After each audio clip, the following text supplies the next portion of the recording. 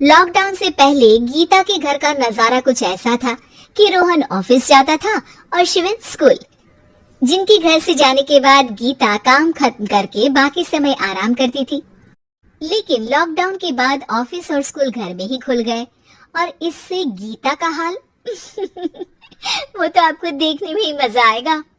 शिविन, ओ शिविन, महाराज उठने के लिए क्या 21 तोपों की सलामी लेंगे? अरे बिस्तर से बाहर निकल, ऑनलाइन क्लास स्टार्ट होने वाली है। अरे तुम भी हद करती हो, स्पीकर की तरह चिल्लाने की क्या जरूरत है? दिख नहीं रहा मेरी कॉन्फ्रेंस चल रही है। अब कैमरा और स्पीकर ऑन कर रहा हूँ, मुझे कोई शोर नहीं चाहिए। इस पर जैसे ही रोहन लैपटॉप का कैमरा और स्पीकर ऑन करता है तभी कुकर की सीटी बजती है।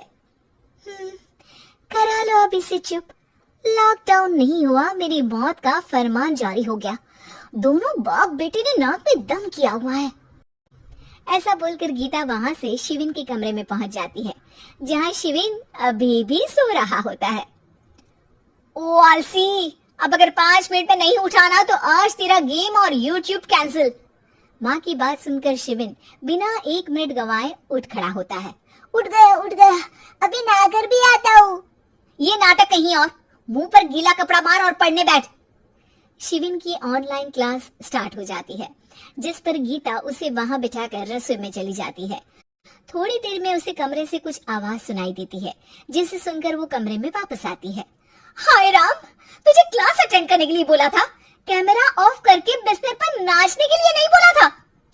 मम्मी मुझे कुछ समझ नहीं आ रहा, आप बाद में पढ़ा देना ना, वैसे भी अटेंडेंस तो लगी गई है।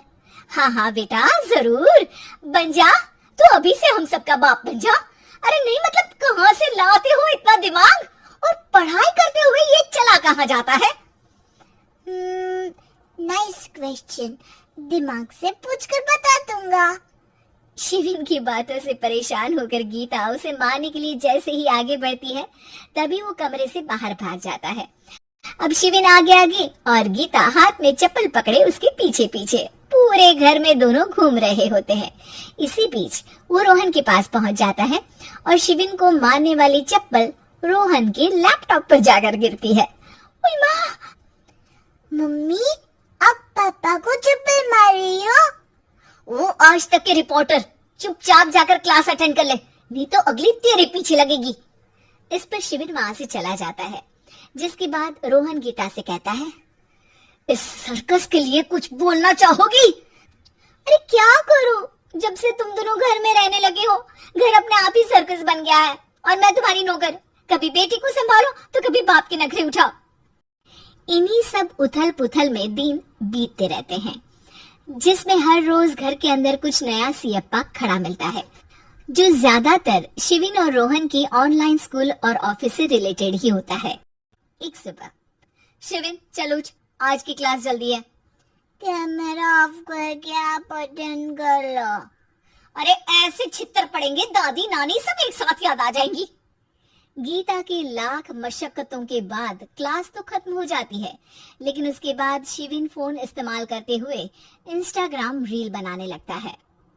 रसोड़े में कौन था? तुम थी, मैं थी, कौन था? कौन था? हाँ, मैं गरीब हूँ। अरे ओ गरीब के बेटे, आजा, मैं बनाती हूँ तुझे गरीब। मैं बताती हूँ रसोड़े में कौन था। पढ़ाई करने बोलो तो इनकी माँ मर जाती है और ये पागलपंतियां जितनी मर्जी करा लो। गीता शिविन को डांट रही होती है, तभी रोहन बीच में बोल पड़ता है, अरे बच्चा ही तो है, इतना गुस्सा क्यों कर रही हो? बेटी का साथ देने की इसी एक कोशिश में अब शिविन के साथ साथ रोहन भी गीता के गुस्से की सूली पर चढ़ जाता है। अगर बेटे पर इतना ही प्यार आ रहा है तो इसे क्लास अटेंड क्यों नहीं कराते, इसका होमवर्क क्यों नहीं कराते? उस समय तो बहुत जल्दी मीटिंग आ जाती है, वो काम मैं करूं और यहाँ इस बेफिजूली की चीज में तरफदारी करके बन जाओ महान। हे भगवान, कोई तो इनके ऑफिस और स्कूल खुलवाओ, मैं इन्हें और घर में नहीं सह सकती। अरे कुछ और मांग लेती, क्योंकि तुम्हारी ये विश इस साल तो पूरी होने से रही, कोरोना। हाय नास पिटे ने जिंदगी ही बर्बाद कर दी। खाए कोई पचाए कोई, कल मुझे चुन चुन कर सबको मेरी बद्दुआ लगेगी।